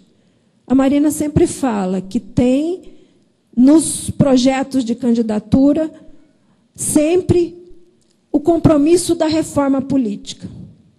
Então, tem um compromisso de reforma. Depois de eleitos, tem a reforma do compromisso. Uma questão gramatical, e nós deixamos passar, porque, afinal de contas, gramática, às vezes, não é o nosso forte. Nós precisamos, então, além de resgatar a ética da representação, sair desse pacto de irresponsabilidade entre eleitores e eleitos. E nós precisamos de equacionar a relação da economia com a ecologia, não só para combater a pobreza, mas principalmente para preservar a vida. E não só a nossa vida, a vida de toda a natureza. Para os que têm fé, está dito lá em Romanos 8:19, se não me engano. Tem vários pastores aqui, eu posso levar um puxão de orelha. Que a natureza geme e sofre esperando a revelação dos filhos dos homens. Porque em Gênesis 3:17, Deus diz, por causa de vocês, a natureza é maldita. Então, ele nos delegou a mordomia do planeta, nós fomos irresponsáveis e agora somos nós que temos que resgatar a natureza. Então, a gente tem que preservar a vida na Terra. Resgatar a ética com a coisa pública. A Denise contou aqui um fato, uma morte anunciada. Aquele senhor chamado Pedro Novaes, que começou o turismo com turismo quase sexual, né, porque pagou uma festa no motel com dinheiro público, finalmente revelado que a governanta e o motorista também eram pagos com dinheiro público, e esse mau hábito não deve prevalecer, caiu do cavalo. Só que lá, esses dias, mais chocada do que as estripulias do ministro, o que me deixou impressionada foi que sumiu, desapareceu, alguém botou em algum lugar que não lembra mais, 680 milhões de reais. Nós somos um país rico, isso é um troquinho, nós podemos prescindir disso. E nós não estamos vigilantes, a gente não sabe, ninguém viu. 680 milhões de reais. Como é que some assim? Ali, a ética com a coisa pública é um negócio que ninguém sabe se é de comer com leite. Bem, construir governança inteligente. Hoje, na maioria das vezes, os ministérios ganham, o partido que ganha reserva a sua base ética, talvez, ou o seu filé, o seu prato forte, e bota agentes do seu campo político. Os outros ministérios são para fazer governabilidade. É por isso que a gente tem esse ministro, teve até agora esse ministro do turismo, quando o país está à beira de 2 eventos, onde nós vamos ter uma Olimpíada e uma Copa do Mundo, e onde o mundo árabe se dissolvendo não oferece mais chance de veraneio para a Europa. A gente podia acolher esses pobres europeus aqui, que não sabem onde gastar o seu dinheiro, morro de pena. E a gente deixa eles ficarem lá no frio da Finlândia, sei lá. E era esse o ministro que a gente tinha nesse momento, à beira de uma Copa, à beira de uma Olimpíada, uma oportunidade enorme para o nosso país. Então, essa governança inteligente significa ter alguém. A presidente Dilma é absolutamente respeitável como gestora, mas não é suficiente a presidente. É preciso que cada ministério, que cada escalão, o primeiro escalão de cada ministério, saiba trabalhar em conjunto, saiba agir com transversalidade, saiba ter diretrizes onde o governo e o Estado se comportem como Estado federal. Em alguns lugares da Amazônia, o Estado federal sai correndo de um pistoleiro. Por quê? Porque vai lá a Polícia Federal sozinha, porque vai lá um fazendeiro escraviza suas pessoas, porque lá alguém mata Irmã Dorothy, porque alguém vai lá e dá um tiro num casal que estava defendendo e guardando uma reserva extrativista. E o Estado federal, a União, não consegue pegar esse povo pelo gurgumilho e ensinar que os cidadãos têm que ser respeitados. Por quê? Porque cada ministério está na esfera de poder de alguém e não consegue trabalhar de forma transversal nos temas. E a gente tem experiência própria, que quando você junta os ministérios com afinidade, os projetos conseguem caminhar. Com esse processo, a Polícia Federal, o Ministério do Meio Ambiente, o Ministério do Trabalho, o Ministério da Justiça, da Saúde, da Educação, 13 ministérios se reuniram e conseguiram baixar o desmatamento na Amazônia. Eram 3 diretrizes: a regularização fundiária, o incentivo ao desenvolvimento sustentável local e o combate à ilegalidade. A regularização fundiária e o desenvolvimento sustentável local não andou muito, mas só o combate à irregularidade gerou uma apreensão de 100 e tantas pessoas, muitas delas funcionários do sistema do meio ambiente. 1.500 empresas irregulares foram fechadas. Gente, 1.500 empresas, cada uma delas tivesse 5 coisas, era uma quadrilha de tamanho monumental. Quem enfrentava isso aí? Só é possível quando o Estado vai lá como Estado federal, como um Estado que tem força e que enfrenta os coronéis locais, né? Isso é uma governança inteligente. A responsabilidade da participação precisa de informação. E aí é uma tarefa nossa, é um desafio da política que é nosso. A gente precisa se preocupar com a qualidade de vida no planeta. A Denise falou ali de inclusão produtiva. Não tem como superar a pobreza, não tem como sair do Bolsa Família, que é um projeto respeitável, um dos gastos mais dignos que um país pode fazer, mas não tem como sair dele se não tiver porta de saída através da inclusão produtiva. O desenvolvimento de ciência e tecnologia para o uso sustentável dos nossos recursos naturais. Não é a tecnologia da Alemanha vindo para cá gerar usinas nucleares. Não é a tecnologia de aviação sofisticada para vir para cá, porque aqui a aviação é cara. Não é a indústria do automóvel. A Amazônia é absolutamente intransitável. E ela é 60% do nosso país. Os rios são espinha de peixe. O único rio leste-oeste é o Solimões, Amazônia. Os outros são todos assim, não se comunicam. Mas vai fazer uma estrada lá, meu irmão? É impossível, fica caríssimo. Então, nós precisamos de descobrir tecnologia de transporte para o nosso país. E, para isso, a gente precisa de ciência e tecnologia para ocupar os Pampas, o Cerrado, a Zona Costeira, a Mata Atlântica, da qual já tem só 7%. O Pantanal, que não é o que o Eike Batista quer fazer lá. Usinas de cana-de-açúcar para contaminar o Pantanal inteiro quando houver o período das águas cheias e o problema se acontecer. Acho que é alguém mandando eu parar de falar. Controle social do Estado, matriz energética limpa, segurança alimentar. O que nós estamos comendo hoje é veneno. E o que nós estamos tomando como remédio também é veneno. E a gente não está nem aí. Trânsito, a qualidade de planejamento urbano, trânsito, moradia, equipamento de saúde, educação, lazer, saneamento, proteção de áreas alagáveis, encostas, proteção dos grupos socialmente fragilizados, adequação de meios tecnológicos para fins democráticos. No mínimo, nós devíamos dar conta de uma agenda de país. Cada cidadão aqui devia se colocar na posição de presidente, se pensar nessa forma e aí fazer as suas eleições. Ou seja, como diz Paulo, nós deveríamos transformar o mundo pela renovação de nossa mente. Muito obrigada.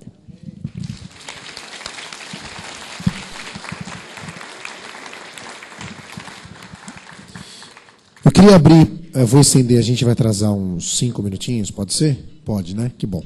Eu queria abrir para umas 3 perguntas. Eu vou pedir um favor para o Betão. Pode ser, Betão?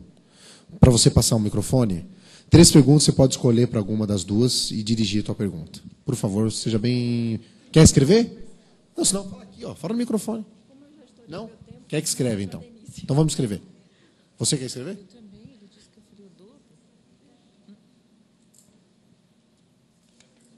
Não é pergunta?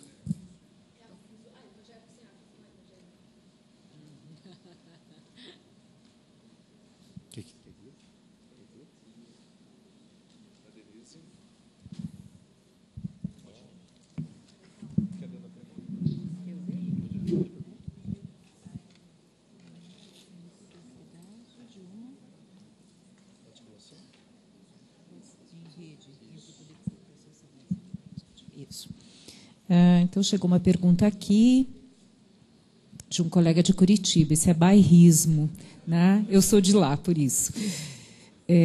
A necessidade de uma articulação em rede entre o poder público e a sociedade civil é indiscutível e de suma importância para avançar nas questões sociais. Isto dito, há uma desigualdade de poder, acesso a recursos e até respeito.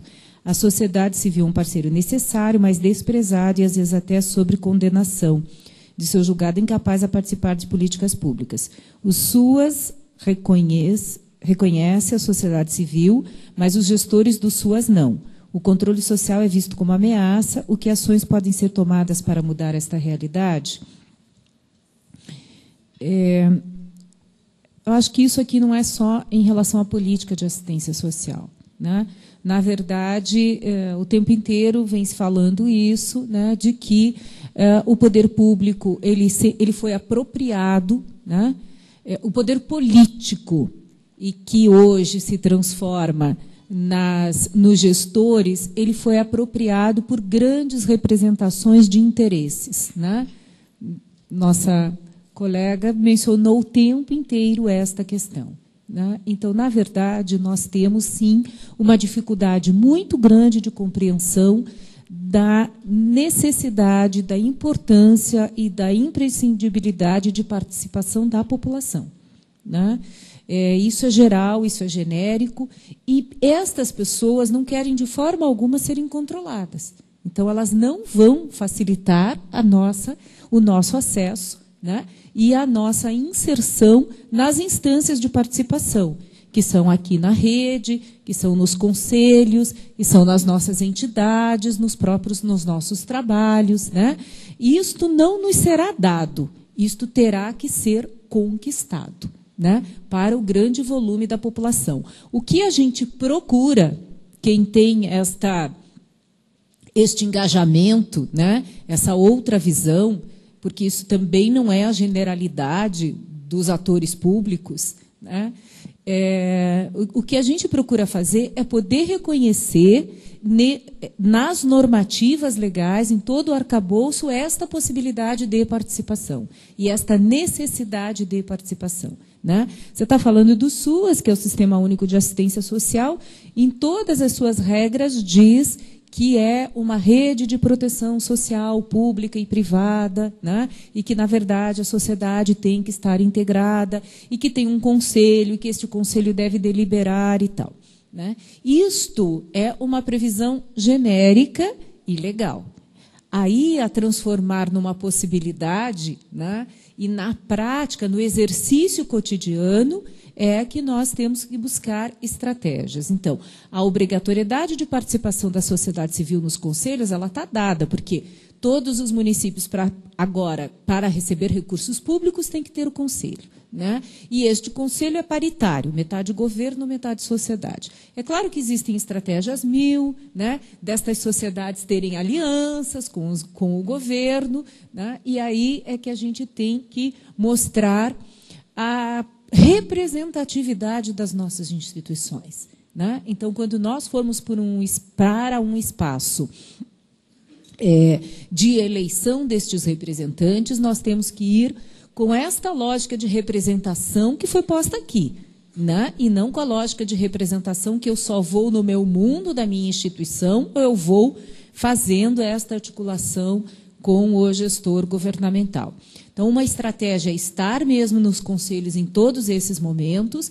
A outra estratégia é que esses espaços são abertos, mesmo que eu não tenha direito a voto, eu tenho direito à voz, eu tenho direito à pressão, e há um percentual de representação dos próprios usuários, e aí sim nós temos que preparar a população para estar lá, e não nós falando por elas, né, mas o povo falando por si mesmo, que esse é um outro defeito, né?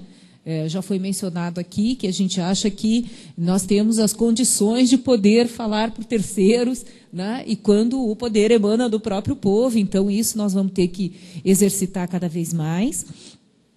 E uma outra é poder fazer essa discussão cada vez mais presente e aí sim mostrar a força. Foi mencionado o tempo inteiro, vocês têm uma bancada muito grande de representantes políticos, né, da rede evangélica e chamar, né, a estas pessoas para intermediação do nosso projeto de sociedade, que é o projeto que está sendo posto aqui, né, e não do projeto que depois muda, né, e uma questão de retórica, né, e simples inversão das palavras e tal, como foi muito bem dito. Então, acho que a gente tem algumas estratégias de participação em todos esses espaços que foram mencionados ali, plebiscito, audiência pública e tal, nos conselhos. Se não tem representação efetiva no conselho, né, titularidade no conselho, mas a gente pode participar. Há muitas audiências que são abertas, né? Todas as reuniões do Conselho são abertas e, junto ao nosso Legislativo e ao nosso Executivo, sim, uma força de pressão que vocês na RENAS têm e toda a rede evangélica tem, então o negócio é saber usá-la, né? Mais uma para a Gema, em seguida do Wellington, pode ser?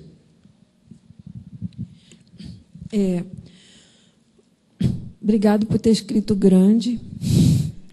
Quando se refere ao programa de transferência de renda para pobres, se diz que é gasto. Gasto com duas linhas sublinhando. Mesmo classificado como digno. E quando se coloca dinheiro público para salvar banco quebrado, então se vê como investimento. Quando a nossa mente estará transformada para ver que o Estado deve estar a serviço da vida das pessoas e não do capital? Pastor Silas Vitória, sempre combativo. Bem, é claro que aqui entra de novo a história da política e a nossa crise de valores. Não tem como. O banco recebe dinheiro para resolver sua quebradeira porque a categoria que tem interesse nesse locus tem poder para dirigir o recurso para isso. E tem mais do que isso, ela atua no campo político e no campo simbólico, porque depois na imprensa sai que houve um investimento para manter um sistema. Agora também vamos pensar, se o sistema desaba de uma vez e amanhã os bancos, um arrasta o outro, a gente viu o que aconteceu nos Estados Unidos, né? A carteira de hipotecas, que era uma bolha, era uma esperteza de alguém que criou lá um fundo de hipotecas imobiliárias. Depois aquilo chegou no limite do mecanismo, não dava mais para remunerar os investidores, e aí quebrou. E aí começou, todo mundo arrasta todo mundo. Ontem, nos jornais, havia um sinal vermelho lá no prestígio do Obama, porque nessas horas o culpado é o presidente, não é a população. E os americanos também são uma democracia e também o poder emana do povo. Mas a culpa é do pobre do Obama. Pobre, entre aspas, né? Assim, mas, enfim, é a responsabilização equivocada. Então, existe um jogo de leituras simbólicas muito ruim de todos os lados. Existe o discurso de que isso é investimento e a gente engole. E existe a visão de que nós somos as vítimas e alguém decidiu isso aqui. Mas por que isso aqui acontece? Porque a sociedade não toma as rédeas do poder que tem. Ou, quando toma as rédeas do poder que tem, é para fazer coisas não lá muito espertas. Porque aí nos falta a educação cívica. Não aquela moral e cívica do regime militar, que era muito chata, mas a educação cívica de alguém preparado para ser um cidadão responsável pela sociedade, pela sua vizinhança, pela sua família, por si mesmo, pelo seu país. Esse tipo de educação cívica que gera estadistas, pessoas realmente republicanas, pensando aí que res pública é coisa pública. Então, nessa leitura que o senhor faz é muito interessante, mas tem vários níveis de problemas nesse tipo de leitura. E se a gente implodir o banco total, o sistema financeiro, amanhã a gente quiser pegar um ônibus daqui para Brasília, não tem dinheiro, não tem moeda. E a moeda é uma construção social. Ela serve a fins úteis. O problema é que a gente, no capitalismo, é muito eficiente para gerar riqueza, mas é péssimo para distribuir, e a política não faz o seu papel. Okay. Seu Wellington?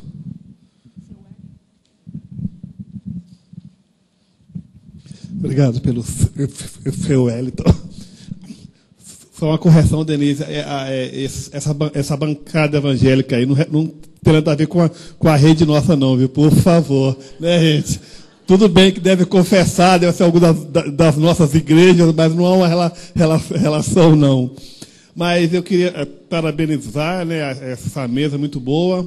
Inclusive, uma curiosidade, né? É muito curioso, talvez você deve estar pensando, como que um evento evangélico começa expondo a conjuntura, né, do nosso país, né? E nós vamos ter momentos aqui de reflexão da Bíblia à noite, mas é muito interessante. Eu acho que isso aí reflete um pouco a identidade da Renas, que ela está profundamente comprometida com a realidade, né, do nosso Brasil. E aí a minha pergunta vai para a Denise, primeiramente. É o seguinte, a gente tem uma preocupação que, geralmente, nas políticas públicas, a Igreja Católica está muito na frente, às vezes, da gente, porque ela tem uma estrutura já de muitos anos, né? A filantropia no Brasil começou com a Igreja Católica, né? E a Igreja Católica é mais unida. E uma coisa que nos parece é que o governo, na maioria das vezes, não conhece o que acontece no meio das igrejas, né? Tem muita coisa que acontece, muita coisa muito interessante. Hoje, a atuação das ONGs evangélicas não são mais assistencialistas como foi há algum tempo, tem muita coisa de cidadania, mas o que nos parece é que o governo desconhece completamente esse mundo aí de atuação, né? Eu estava lendo há pouco tempo um relatório, uma reunião do ministro Gilberto Carvalho, que ele teve com algumas organizações para discutir o novo marco regulatório, que nós vamos ter uma mesa durante o encontro para discutir, e não tinha nenhum representante evangélico, tinha o pessoal da Caritas e da CNBB. Então, é como se o governo não se dispusesse a conhecer melhor essa realidade, e acaba que, infelizmente, o segmento evangélico que mais se apresenta, que mais tem visibilidade, é, às vezes, um que não dá um bom testemunho. São pessoas que, às vezes, acabam numa política muito eleitoreira, corrupta e tudo mais. Eu não sei qual a sua visão disso, eu não sei se você concorda ou não. Enfim, eu queria ouvir um pouco, porque a superação da pobreza não pode se limitar à questão econômica, né? A gente não pode dizer se uma pessoa superou a pobreza só pelo nível de consumo dela, né? Inclusive, o mundo não aguenta tanto consumo. Então, e tem um viés aí de subjetividade que esse mundo evangélico poderia contribuir, e eu acredito que o governo ele desconhece o que está acontecendo aí nesse meio nosso, né? Então é isso, e eu queria da Jane, talvez, qual a relação aí que a gente pode fazer da pobreza com o meio ambiente, que eu acho que é uma coisa que a gente precisa discutir urgentemente, porque a assistência social acaba discutindo muito o aspecto social e economia com suas coisas de economistas, e a gente não discute muito isso. Obrigado.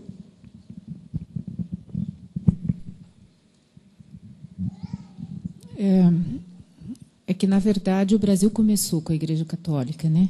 Eles vieram juntos para a colonização. Então, essa é a pequena diferença, né?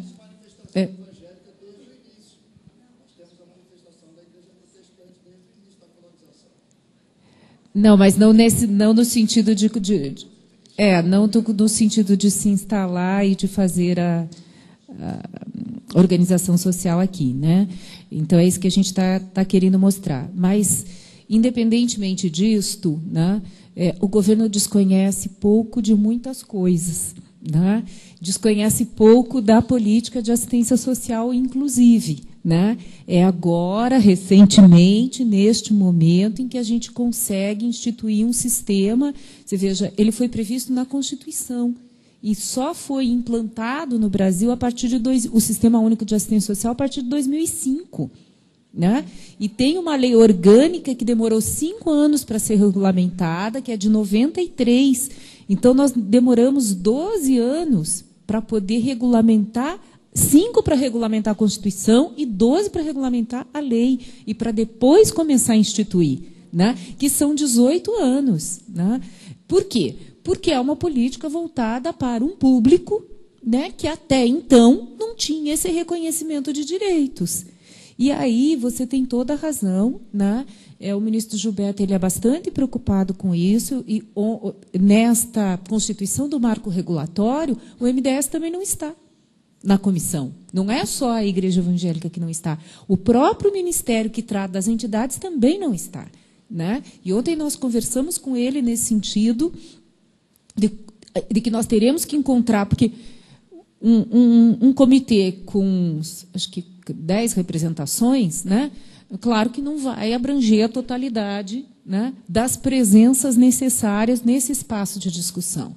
Então, ontem nós conversamos com ele a necessidade de ampliar, quer dizer, mesmo que tenha um grupo responsável por fazer o trabalho, né, necessariamente eles vão ter que começar a chamar para momentos de discussão. E aí nós vamos ter que nos manifestar nesse sentido de demandar a nossa participação. Nós fizemos isso ontem, enquanto MDS, acionamos saúde, educação, cultura, para que todo mundo faça a mesma coisa. E aí a minha sugestão é que a sociedade civil faça igual. Né? Eu posso compreender que você não pode constituir um grupo de trabalho com 50 pessoas, porque senão você não vai ter um produto. Né? Não é produtivo. Mas que você tenha que, então, estabelecer dinâmicas de funcionamento deste grupo de trabalho que ouça o conjunto das entidades e ouça o conjunto do governo. Bem, pobreza e meio ambiente dava uma outra palestra de 30 minutos, mas eu vou só colocar coisas bem pontuais. Assim. Quando a questão ambiental urbana não é cuidada, nós temos bueiros entupidos e alagação. Quem mora nos baixios, nas áreas invadidas, onde não poderia edificar, se a área de proteção ambiental for muito bonita, com certeza algum prédio muito sofisticado vai aparecer lá, que aí os empreendedores imobiliários têm muito interesse. Mas se for uma área alagada, feia, mal cheirosa, quem vai morar lá? Certamente não é o Abílio Diniz, são os pobres. E essa área de baixio, quando tem alagação, é a que mais sofre. Lá em São Paulo tem um bairro que chama Pantanal. Não deve ser porque ele é seco e alto, né? Senão ia chamar Brasília. Então, quando as emissões de gases de efeito estufa, que não permite que a poluição se desfaça no céu e fica acumulada e dá problemas respiratórios, não são as clínicas sofisticadas que ficam cheias e com um atendimento precário. São os hospitais públicos, onde vão os idosos, as crianças, fazendo nebulização, passando mal, desassistidos. Né? Aonde que hoje não tem água nesse planeta? Que já tem muitas pessoas com problema de água. É na África. Os países que estão hoje pedindo socorro da ONU, porque vão desaparecer se os oceanos, se o aquecimento global derreter as calotas polares e subir o nível do mar, são os países que são ilhas e que vão desaparecer totalmente. A Holanda está abaixo do nível do mar, mas a Holanda é um país rico e tem lá seus diques e podem ampliar. Agora, as ilhas, que são asiáticas e tudo mais, acho que não são paraísos de turismo, vão desaparecer. Essas pessoas não vão ter território para a sua nacionalidade. Quando seca na Amazônia, é a área rural que sofre, porque é incrível, mas tem seca na Amazônia. Então, a ligação da pobreza com a questão ambiental afeta a saúde, afeta o problema de moradia, afeta a economia, enfim. Os ricos podem se proteger dos problemas que surgem. Os pobres estão desamparados. Ok. Acho que eu vou abrir para as considerações finais de vocês duas e depois, em seguida, eu queria chamar a Débora aqui. Pode ser? Pode ser? Na verdade, é um prazer, né, estar aqui. A gente ficaria horas, né, Jane, conversando se nos fosse possível. Mas eu gostaria imensamente de agradecer essa oportunidade, né, de estabelecer essa aproximação, de novamente colocar a Secretaria à disposição e de dizer que nós não estamos falando aqui só do atendimento e de redução da pobreza, né?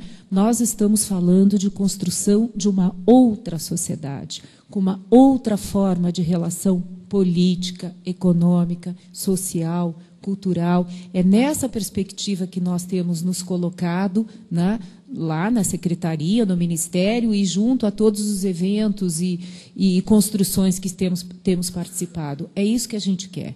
Né? Então, nessa perspectiva, nós nos colocamos novamente à disposição para estar junto de vocês e dizer que há muita sensibilidade, né?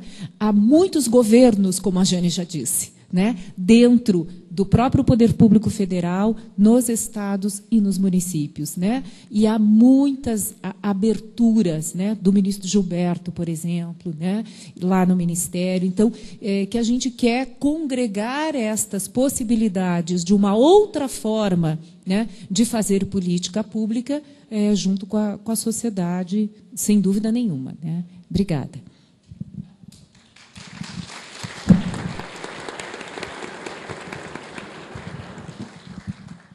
Esse canal é precioso.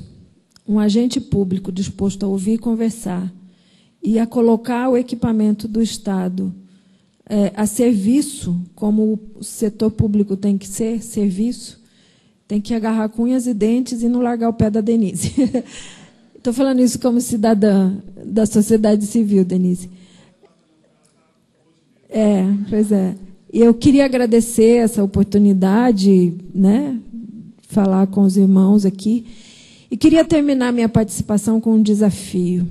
Na banquinha aqui da Rocha, que é a única organização ambientalista cristã que nós temos no país,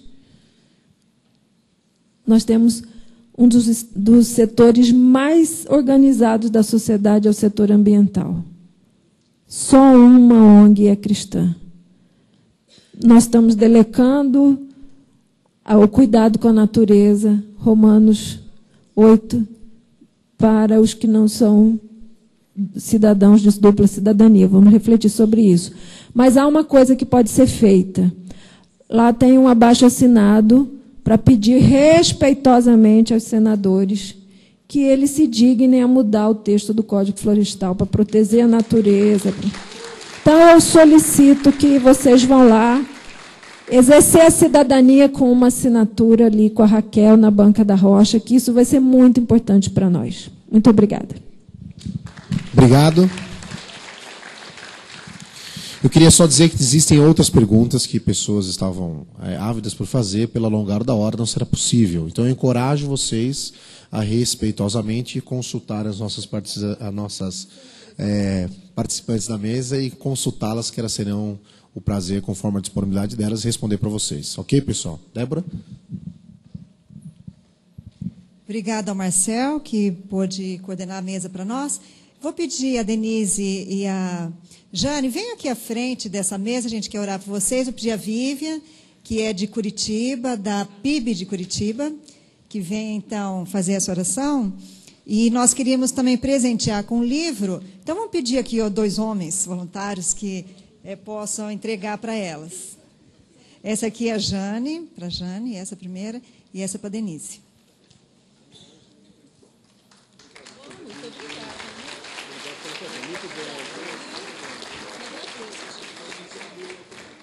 Então, antes da oração, eu só queria dizer uma palavra para vocês, que é a seguinte. Como mulheres, viu? Como mulheres. Então, a gente quer reconhecer o trabalho que tanto Jane como Denise têm feito, né? A Denise, então, como a gente carinhosamente chamando essas doutoras, pelo primeiro nome, são mulheres que realmente têm se destacado na política, têm se destacado no nosso país, no serviço, na política pública, inclusive, e têm se destacado no desenvolvimento do nosso país. Ambas também têm uma participação importantíssima. Denise, como secretária nacional da assistência, ela tem feito essa parceria com a nossa presidente Dilma. E a Jane também, como uma parceira da ex-senadora ministra Silva, Marina Silva, a nossa... Gente, mas que rolo foi esse? Então, vamos de novo. Então, assim, a Jane, como assessora, né, da nossa querida ex-ministra Marina Silva, que participou também nesse espaço, em outros espaços que a Renas estava atuando. Então, assim, são duas mulheres que têm tido uma participação de servir, duas mulheres importantíssimas também. E, então, aqui fica o nosso reconhecimento a essas mulheres, o reconhecimento às mulheres que elas estão servindo e estão sendo parceiras nesse momento, o reconhecimento a todas as mulheres presentes, né? Muito obrigada. E que Deus possa abençoar o trabalho de cada uma. A gente percebe que no nosso meio de ação social e das ONGs existe sim uma participação de mulheres, uma participação efetiva. Não lá no topo, na governança, talvez lá nas diretorias, mas na base... realmente, efetivamente, o trabalho de mulheres, que leva muitas ONGs à frente. Então, nesse sentido, nosso reconhecimento, e que Deus abençoe grandemente com toda sorte de bênçãos. Amém?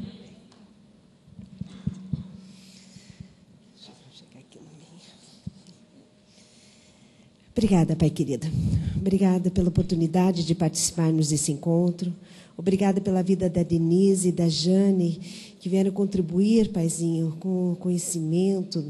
Obrigado, Pai, porque nós sabemos a responsabilidade que elas têm a cada instante e queremos pedir que as Tuas bênçãos, Pai, sejam derramadas sobre elas.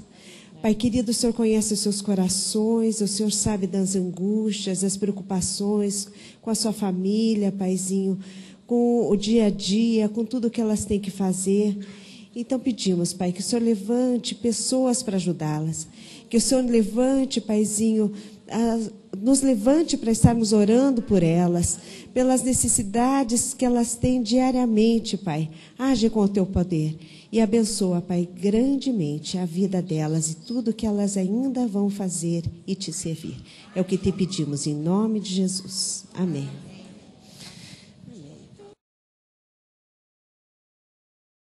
Amém.